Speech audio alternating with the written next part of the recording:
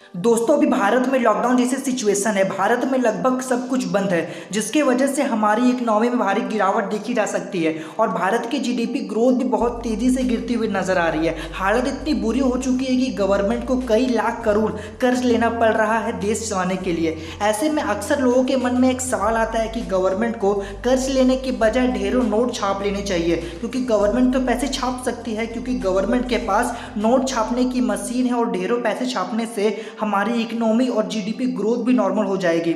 लेकिन ऐसा नहीं है दोस्तों। आगे बढ़ने से पहले मैं आपको बता दूं कि 1935 के पहले देश में नोट गवर्नमेंट छापा करती थी, लेकिन 1 अप्रैल 1935 को जब आरबीआई की स्थापना की गई तब सेक्शन 22 के तहत नोट छापने का अधिकार आरबीआई को दे दिया गया। तब से लेकर के आज तक देश के अंदर नोट आरबीआई छापते आ रही है, ना कि गवर्नमेंट दोस्तों। तो अब सवाल आता है दोस्तों कि जब देश में इतनी प्रॉब्लम है और सारे प्रॉब्लम का जड़ पैसा ही है, तो ढेरों नोट क्यों नहीं छाप लिए जाते, जिससे देश में आ रही प्रॉब्लम को एक झटके में क्यों नहीं खत्म कर दिया जाता।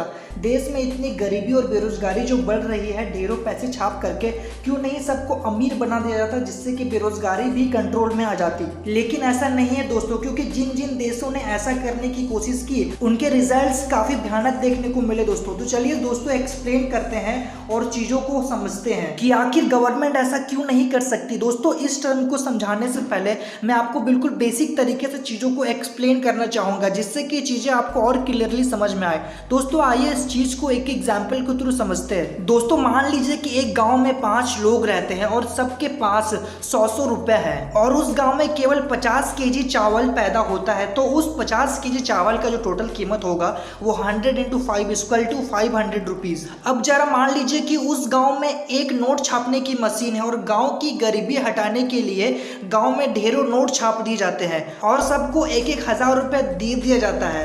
अब जरा ध्यान दीजिए दोस्तों, गांव में सबके पास बहुत पैसे हैं, तो वो चावल बेचने वाला भी ज्यादा पैसे कमाना चाहेगा और वो चावल की कीमतों को बढ़ा करके 5,000 रुपए कर देगा। सीधा 10 गुना चीजों की कीमतों में दोस्तों बढ़ोतरी की गई है, क्योंकि लोगों की इनकम भी 10 गुना बढ़ गई है। इसलिए वो चावल वाला भी ज्यादा लालच में आ करके उसने भी चीजों की कीमतें 10 गुना बढ़ा दी है। दोस्तों अब जरा इस एग्जाम्पल को रियल लाइफ में कन्वर्ट करते हैं। अब मान लीजिए कि वो गांव एक हमारा देश है और 5 लोग हमारी 130 करोड़ जनता है और हमारी सारी जनता अमीर है। तब क्या होगा कि चीजों की महंगाई इतनी आसमान छूने लगेगी कि जिसका अनुमान भी नहीं लगाया जा सकता दोस्तों। 10 रुपए की चीज 100 रुपए कर दी जाएगी और 100 रुपए की चीज 1,000 रुपए कर दी जाएगी दोस्तों, जिससे पैसे की वैल्यू चीजों की वैल्यू के सामने बहुत छोटी नजर आने लगेगी। लोगों के पास पैसा होने के बावजूद वो चीज खरीद नहीं पाएंगे। खाने के चीजों के लिए दोस्तों मारा मारी होने लगेगी देश में, जिससे दोस्तों बहुत बड़ी समस्या खड़ी हो सकती है। इससे पहले दोस्तों जिन देशों ने ऐसा करना चाहा उनकी हालत एक टाइम के लिए बहुत भयानक हो चुकी थी दोस्तों। एग्जाम्पल के लिए जर्मनी। दोस्तों फर्स्ट वर्ल्ड वॉर के बाद जर्मनी की इकोनॉमिक क्रैश हो चुकी थी। युद्ध की जरूरत को पूरा करने के लिए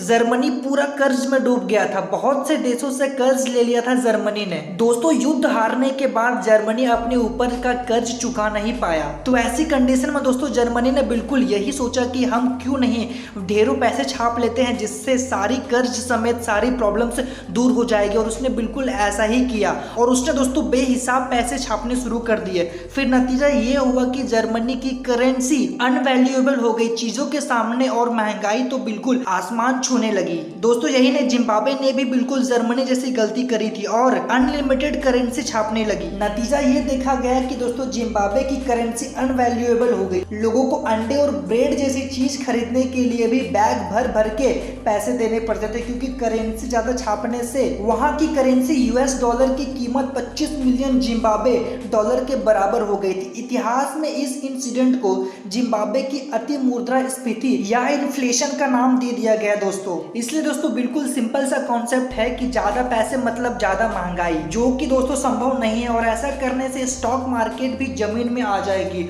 और हम जो करेंसी यूज करते हैं उसकी कोई वैल्यू ही नहीं रह जाएगी। तो दोस्तों मुझे उम्मीद है कि आपका ये कॉन्सेप्ट करेंसी के ज़्यादा प्रोडक्शंस को लेकर के सॉल्व हो गई होगी। और दोस्तों अगर आपका कोई सवाल है तो आप मुझे नीचे कमेंट सेक्शन में बता सकते हो। और अगर आपने अभी तक हमारे चैनल को सब्सक्राइब नहीं किया तो हमारे चैनल को सब्सक्राइब कर लीजिए, क्योंकि हम अपने चैनल के ऊपर इसी तरीके से एजुकेशनल से रिलेटेड यूनिक कॉन्टेंट शेयर करते रहते हैं।